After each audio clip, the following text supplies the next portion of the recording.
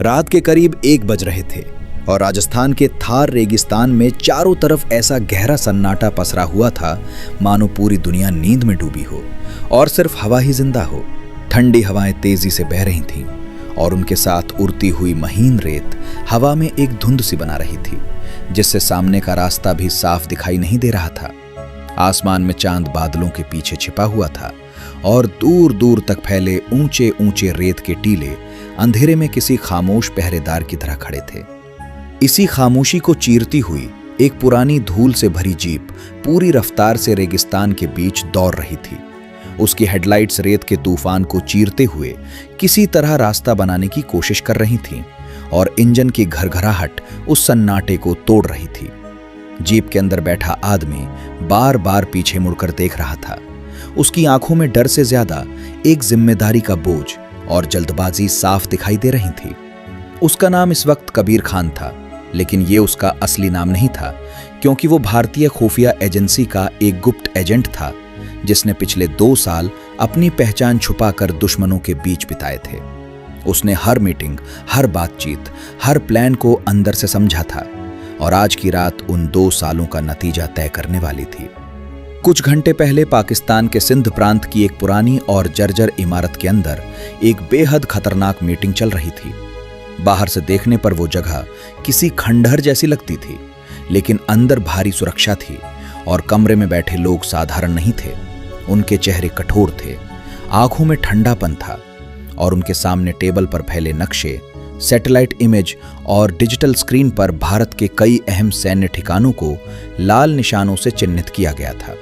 कमरे के बीचों बीच एक छोटा सा मेटल केस रखा हुआ था, जिस पर सबकी नजरें बार बार जा रही थीं, क्योंकि उसी केस में इस पूरी साजिश का असली हथियार छिपा था। उसके अंदर एक high frequency military grade jammer device था, जो अगर भारत की सीमा के अंदर एक्टिव हो जाता तो सेना की कम्युनिकेशन लाइनें, रडार सिस्टम और ड्रोन कंट्रोल कुछ ही सेकंड में पूरी तरह ठप हो जाते और इसके बाद जो होता वो किसी बड़े हमले से कम नहीं होता। मीटिंग में बैठे लोग इस बात को लेकर पूरी तरह आश्वस्त थे कि उनका प्लान कामयाब होगा और उनके चेहरे पर जीत की झलक साफ दिखाई दे रही थी। कबीर भी उन्हीं के बीच बैठा था। उसका चेहरा शांत था, लेकिन अंदर उसका दिमाग तेजी से काम कर रहा था। 2 साल की मेहनत, कई बार मौत के करीब पहुंचने के बाद आज उसे वो मौका मिला था जिसका वो इंतजार कर रहा था। जैसे ही मीटिंग खत्म हुई और लोग उठकर बाहर जाने लगे, कबीर ने बिना एक पल गवाए आगे बढ़कर मेटल केस उठा लिया और तेज कदमों से बाहर की ओर बढ़ा। लेकिन तभी पीछे से एक तेज आवाज गूंजी, रुको! और उसी पल सब कुछ बदल गया। उसकी पहचान खुल चुकी थी और अगले ही सेकंड गोलियों की आवाज पूरे कमरे में गूंज उठी। कबीर ने बिना पीछे देखे दौड़ लगाई। गोलियां उसके पास से गुजर रही थीं, दीवारों से टकराकर चिंगारियां उड़ा रही थीं, लेकिन वो रुका नहीं। किसी तरह वो इमारत से बाहर निकला और अपनी छुपाई हुई जीप तक पहुंचा। उसने तुरंत इंजन स्टार्ट किया और रेत उड़ाते हुए वहां से निकल गया। लेकिन खतरा खत्म नहीं हुआ था, क्योंकि कुछ ही मिनटों में उसने रियर व्यू मिरर में 2 तेज हेडलाइट्स देखीं जो तेजी से उसकी तरफ बढ़ रही थीं। दुश्मन उसका पीछा कर रहे थे और अब ये सिर्फ भागने की कोशिश नहीं थी, बल्कि एक ऐसी दौड़ थी जिसमें हार का मतलब मौत और जीत का मतलब देश की सुरक्षा था। जीप रेगिस्तान की उबड़-खाबड़ जमीन पर उछलती हुई दौड़ रही थी और ठंडी हवा उसके चेहरे पर चाबुक की तरह लग रही थी।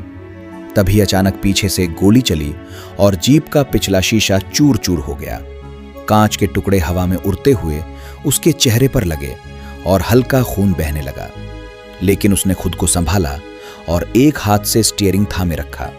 उसने अपने बैग से एक छोटा इलेक्ट्रॉनिक डिवाइस निकाला और उसे ऑन किया। जैसे ही उसने बटन दबाया, पीछे आ रही जीपों के इंजन गड़बड़ाने लगे।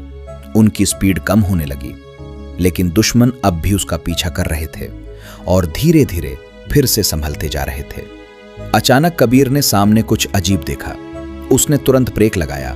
रेत खिसकने लगी और उसके नीचे से एक छुपा हुआ बंकर धीरे धीरे सामने आने लगा। चारों तरफ पहले से हथियारबंद गार्ड तैनात थे और अब उसे समझ आ गया कि ये सब पहले से प्लान किया गया था। वो सीधे दुश्मन के जाल में फंस चुका था। पीछे से आती जीपें अब बहुत करीब थीं और सामने भी मौत उसका इंतजार कर रही थी। कुछ सेकंड के लिए सब कुछ जैसे रुक गया और फिर कबीर ने एक फैसला लिया जो उसकी जिंदगी का सबसे बड़ा फैसला था। उसने मेटल केस को सीने से लगाया और जीप का एक्सीलेटर पूरी ताकत से दबा दिया। जीप सीधी बंकर के गेट की तरफ दौड़ी। गार्ड चिल्लाए, गोलियां चलने लगीं, लेकिन कबीर नहीं रुका और अगले ही पल उसकी जीप जोरदार टक्कर के साथ गेट से टकराई और एक भयानक धमाका हुआ। रेत का बड़ा गुबार आसमान तक उठ गया और चारों तरफ अफरा तफरी मच गई। इसी मौके का फायदा उठाकर कबीर जीप से कूदकर बंकर के अंदर घुस गया। अंदर घुप अंधेरा था, लेकिन जैसे ही वो आगे बढ़ा ऑटोमेटिक लाइट्स जल उठीं और सामने एक लंबी संकरी सुरंग दिखाई दी जो नीचे की तरफ जा रही थी। पीछे से दुश्मनों की आवाजें और गोलियों की गूंज अब भी आ रही थी, लेकिन कबीर बिना रुके नीचे की तरफ दौड़ता रहा। कुछ देर बाद वो एक बड़े कंट्रोल रूम में पहुंचा जहां बड़े बड़े सर्वर रैक, डिजिटल स्क्रीन और मॉनिटर लगे हुए थे जिन पर भारत के कई सैन्य ठिकानों को टारगेट किया गया था। ये देखकर उसे पूरी तरह समझ आ गया कि अगर ये डिवाइस एक्टिव हो जाता तो कितना बड़ा विनाश हो सकता था। उसने तुरंत मेटल केस खोला और डिवाइस को बाहर निकाला। उसकी उंगलियां तेजी से चलने लगीं। उसने सर्किट को रीप्रोग्राम करना शुरू किया ताकि डिवाइस एक्टिव होते ही खुद को ओवरलोड कर ले और पूरे सिस्टम को नष्ट कर दे। तभी पीछे से गोली चली और उसके बाजू में जाकर लगी। तेज दर्द की लहर उसके पूरे शरीर में दौड़ गई, लेकिन उसने दांत भींच लिए और डिवाइस को फाइनल एक्टिवेट कर दिया। टाइमर शुरू हो चुका था। अब उसके पास बहुत कम समय था। अलार्म बजने लगे, वायर स्पार्क करने लगे और पूरा बंकर हिलने लगा। कबीर पूरी ताकत से बाहर की तरफ भागा। हर कदम पर उसकी ताकत कम होती जा रही थी। खून लगातार बह रहा था, लेकिन वो रुका नहीं। आखिरकार वो बंकर से बाहर निकल आया और कुछ ही सेकंड बाद एक भयानक धमाका हुआ जिसने पूरे बंकर को अंदर से उड़ा दिया। आग की लपटें आसमान तक उठीं और रेगिस्तान कुछ पल के लिए दिन की तरह रोशन हो गया। कबीर कुछ दूरी पर जमीन पर गिर पड़ा। उसकी सांसें बहुत धीमी हो चुकी थीं। उसने मुश्किल से अपना कम्युनिकेशन डिवाइस निकाला और कहा, मिशन पूरा हो गया। लेकिन उसकी आंखों के सामने अंधेरा छाने लगा। कुछ मिनट बाद आसमान में हेलीकॉप्टर की आवाज गूंजने लगी। एक्सट्रैक्शन टीम वहां पहुंच चुकी थी। कमांडो तेजी से नीचे उतरे और पूरे इलाके को घेर लिया। एक सैनिक कबीर के पास पहुंचा और उसकी नब्ज चेक की। कुछ सेकंड के लिए सब चुप हो गए, लेकिन फिर उसने कहा, सर ये जिंदा है, और तुरंत उसे स्ट्रेचर पर डालकर हेलीकॉप्टर में ले जाया गया। कई घंटों की सर्जरी के बाद आखिरकार उसकी जान बच गई, लेकिन असली खतरा अभी खत्म नहीं हुआ था, क्योंकि बंकर से मिले डेटा ने एक और बड़ा सच सामने ला दिया था। ये सब एक इंटरनेशनल नेटवर्क का हिस्सा था जिसका कोड नेम साया था, और उनका अगला निशाना भारत के बड़े शहर थे। कुछ हफ्तों बाद कबीर फिर से मैदान में था। इस बार दिल्ली की भीड़ में एक आम इंसान की तरह छुपा हुआ, जहां हर कोई अपनी जिंदगी में व्यस्त था और किसी को अंदाजा नहीं था कि खतरा उनके कितने करीब है। उसे एक लोकेशन मिली और वो एक बिल्डिंग में पहुंचा जहां उसने देखा कि कई लोग मौजूद हैं और टेबल पर एक और जैमर डिवाइस रखा हुआ है जो पहले से ज्यादा खतरनाक था। तभी पीछे से आवाज आई, तुम हमेशा की तरह देर से आए कबीर। और उसने मुड़कर देखा तो सामने रहमान खड़ा था, जो इस पूरे नेटवर्क का मास्टरमाइंड था। दोनों आमने सामने थे और माहौल बेहद तनावपूर्ण था। रहमान ने बताया कि इस बार हमला सिर्फ सिस्टम पर नहीं बल्कि पूरे शहर पर होगा और इसे कोई नहीं रोक पाएगा। अचानक कबीर ने गोली चलाई और कमरे में फायरिंग शुरू हो गई। उसने कई लोगों को गिरा दिया, लेकिन अंधेरे का फायदा उठाकर रहमान भाग गया। तभी कबीर ने देखा कि डिवाइस एक्टिव हो चुका है और टाइमर तेजी से घट रहा है। उसने तुरंत फैसला लिया कि वो इसे डिफ्यूज करने की बजाय इसे रहमान तक ले जाएगा। वो डिवाइस लेकर बाहर भागा और भीड़ के बीच से गुजरते हुए रहमान की लोकेशन तक पहुंचा, जहां एक काली कार स्टार्ट हो रही थी। उसने दौड़कर चलती कार पर छलांग लगा दी और अंदर घुसने की कोशिश करने लगा। रहमान ने गोली चलाई जो उसके कंधे को छूती हुई निकल गई, लेकिन कबीर नहीं रुका और दोनों के बीच चलती कार में भयंकर हाथापाई शुरू हो गई। कार तेज रफ्तार से शहर से बाहर की तरफ बढ़ रही थी और टाइमर तेजी से खत्म हो रहा था।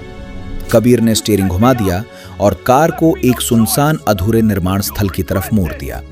रहमान चिल्लाया, दोनों मर जाएंगे। लेकिन कबीर ने शांत आवाज में कहा, आज कोई और नहीं मरेगा। आखिरी सेकंड में रहमान भागने की कोशिश करता है, लेकिन कबीर उसे पकड़ लेता है और दोनों कार के अंदर ही रह जाते हैं। कुछ ही सेकंड बाद एक जबरदस्त धमाका होता है। आग की लपटें आसमान तक उठती हैं और सब कुछ खत्म हो जाता है। अगले दिन खबरों में बस इतना आता है कि एक बड़ा हमला टल गया, लेकिन किसी का नाम नहीं लिया जाता। कुछ समय बाद एक बार फिर तिरंगे में लिपटा एक शरीर उसके गांव पहुंचता है। लोग रोते हैं, सलामी दी जाती है, लेकिन कोई नहीं जानता कि उसने दूसरी बार भी अपनी जान देकर हजारों लोगों को बचाया।